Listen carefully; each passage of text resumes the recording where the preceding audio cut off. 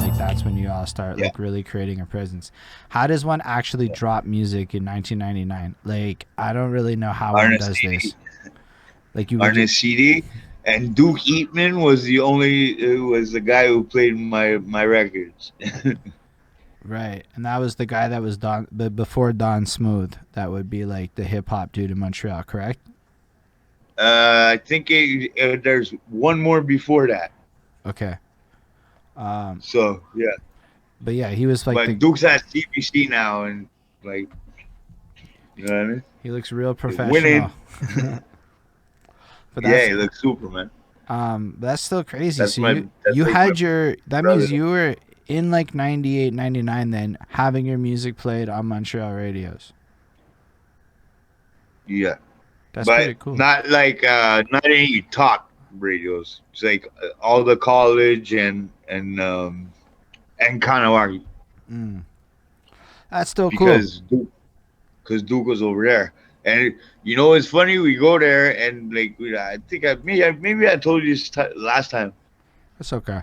You We could go tell us there again. and we go there. Nobody's doing this at this time. You know, just like some New York shit. We're going there. And we're gonna knock on the fucking door and see what happens. You know, we knock on the door and it's him, Duke Eatman. He opens the door. Come in, guys. Like if everybody would have thought it was that easy, we would have did it like probably like a year and a half before that. You know. Yeah, So that's a and big knowledge and then nugget. we started a whirlwind because once people were like, shit, we can have our own music on a station that plays like around here.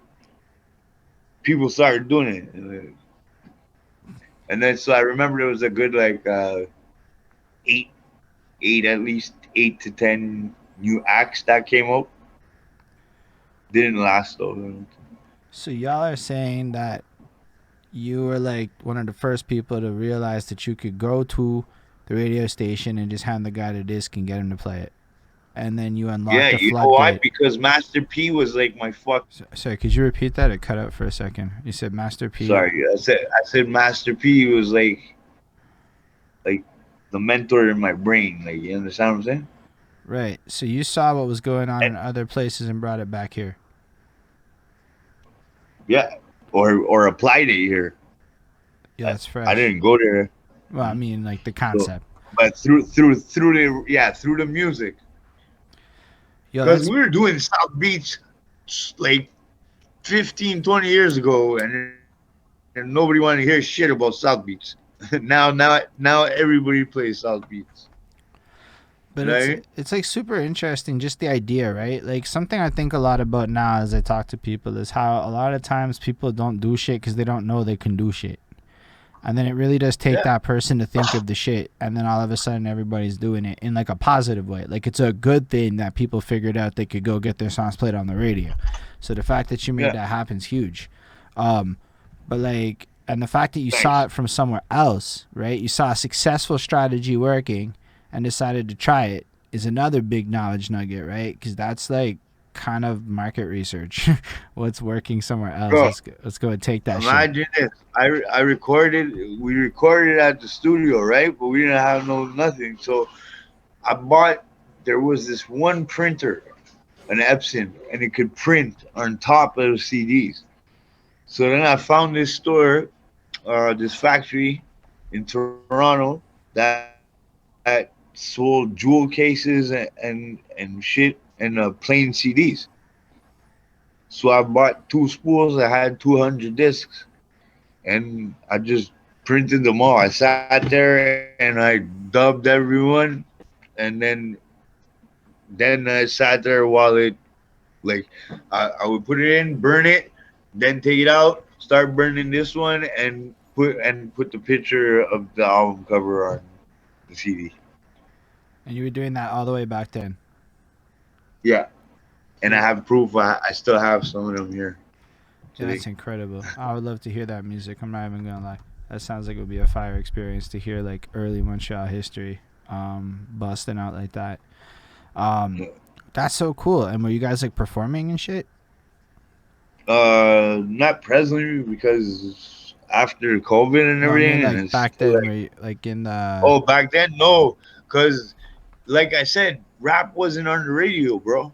It wasn't like that. Like it was on the like CKUT because there was 4 rap shows. You get it? yeah, but like There was street sounds, so on Ganawaki, so that that's how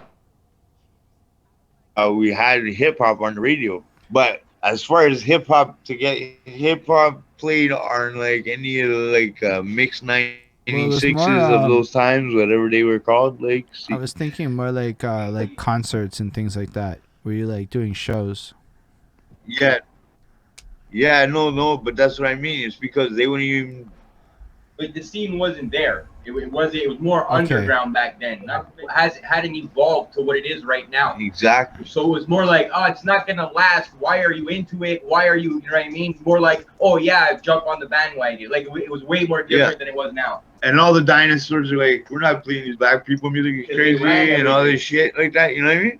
Yeah, So it's big. it was in the transition when it really happened. When the transition really happened is when the skate community and the hip hop community crossed paths, and that's when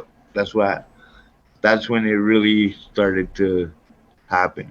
But if you mean like bigger shows, like Ricky D bringing someone down, like that was possible, sure. But I never opened for any of those shows or anything like that. At that time in 1999, we were just fresh You're doing it. saying like We, Ricky we, D's we been were bringing people we were down like since wet then? behind the ears.